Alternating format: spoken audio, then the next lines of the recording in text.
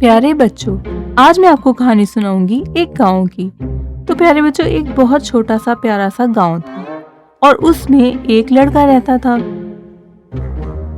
और उस लड़के का नाम था टिंकू और वो बहुत शरारती था। मगर टिंकू के पास बहुत सी भेड़ें थीं और उसको अपनी भेड़ें बहुत पसंद थी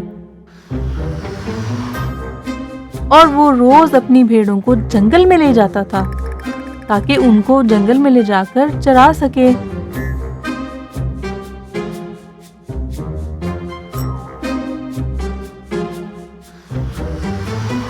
एक दिन जब टिंकू अपनी भेड़ों को जंगल में चरा रहा था तो वो बहुत बोर हुआ।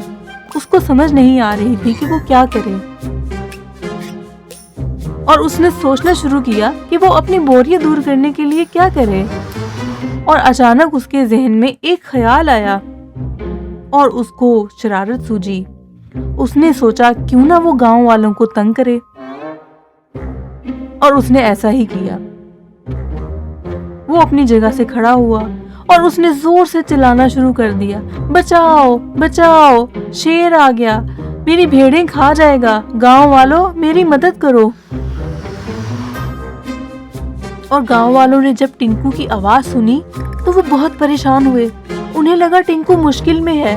वो जल्दी से जंगल की तरफ दौड़े। मगर जब वो वहां पहुंचे तो उन्होंने देखा वहां तो कोई शेर नहीं था और टिंकू खड़ा हंस रहा था। गांव वालों ने इस शरारत पर बहुत गुस्सा किया और वो गुस्से में गांव वापस चले गए। और टिंकू ने सोचा, अरे ये तो बहुत मजे की चीज है। गांव वालों को तंग करके उसे बहुत मजा आया।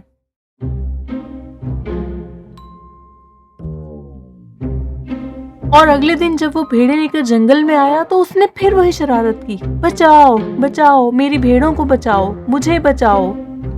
गांव वालों ने जब टिंकू की आवाजें सुनी तो वो फिर बहुत परेशान हुए और वो फिर जंगल की तरफ दौड़े कि टिंकू को मदद की जरूरत है। मगर जब वो जंगल में पहुंचे तो उन्होंने देखा कि टिंकू तो शरारत कर रहा था, वहाँ कोई शेर नहीं था और वो फिर बहुत गुस्सा हुए और अब की बार उन्होंने कहा कि वो अब नहीं आएंगे और वो गांव वापस चले गए। और अगले दिन वाकई जंगल में शेर आ निकला और वो भेड़ों की तरफ आया। टिंकू शेर को देखकर बहुत घबराया और वो जल्दी से पत्थर के पीछे छुप गया। शेर उसकी भेड़ों के पास आया। टिंकू ने मदद के लिए आवाजें दी, बचाओ बचाओ, शेर आ गया, मेरी भेड़ें खा जाएगा।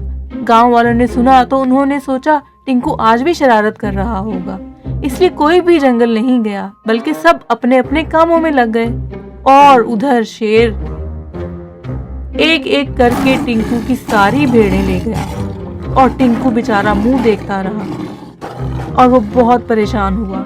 टिंकू को अपने झूठ की सजा मिल गई। उसने गांव वालों के साथ झूठ बोला और उन्होंने उसकी बात पर अब के यकीन नहीं किया। तो बच्चों, झूठ बोलना बहुत बुरी बात है।